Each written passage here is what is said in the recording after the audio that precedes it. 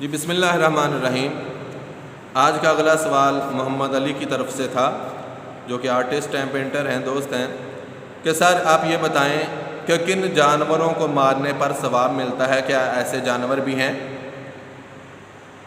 تو ساتھ یہ پوچھا گیا تھا کہ سر یہ بتا دیں کہ چھپکلی کے اوپر اور گرگٹ کا سنا ہے کہ ان کو مارنا ثواب ہے، اور اسپیشلی محرم کے مہینے میں ان کو مارنا بہت ثواب ہے۔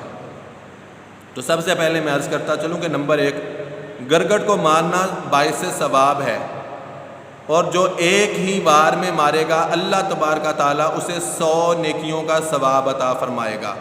100 نیکیوں کا ثواب جو ایک ہی بار میں مارے گا، اور جتنے زیادہ بار کر کے مارے گا اتنا ہی اس کا ثواب کم ہوتا چلا جائے گا۔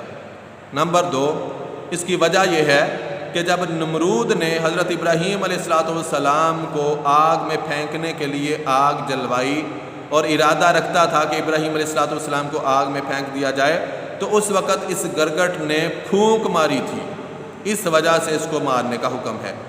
اور نمبر 3، اسی پر قیاس چھپکلی کا بھی ہے کہ یہ بھی اسی کی نسل میں سے ہے، لہذا اس کو مارنا بھی باعث ثواب ہے۔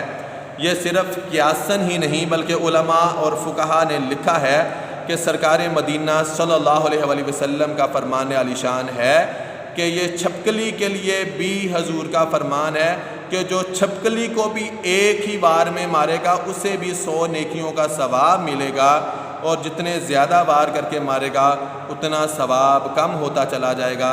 لیکن یہ جو ساتھ میں محرم کے مہینے کی تخصیص لگائی گئی ہے، اس کا کہیں پہ کوئی ذکر نہیں ہے، میرے علم میں نہیں ہے، لہذا اس بات سے بچا جائے۔ لیکن اوورآل کوئی بھی مہینہ ہو، چھپکلی کو یا گرگٹ کو مارنا ایک ہی بار میں مارا جائے تو 100 نیکیوں کا ثواب اللہ پاک عطا فرمائے گا، اور اگر بار زیادہ کر کے مارا جائے تو نیکیاں کم ہوتی چلی جائیں گی۔ لہذا ان جانوروں کو مارنا باعث ثواب ہے۔ اللہ پاک مجھے اور آپ کو ان باتوں پر عمل کرنے کی توفیق عطا فرمائے، آمین ثم آمین۔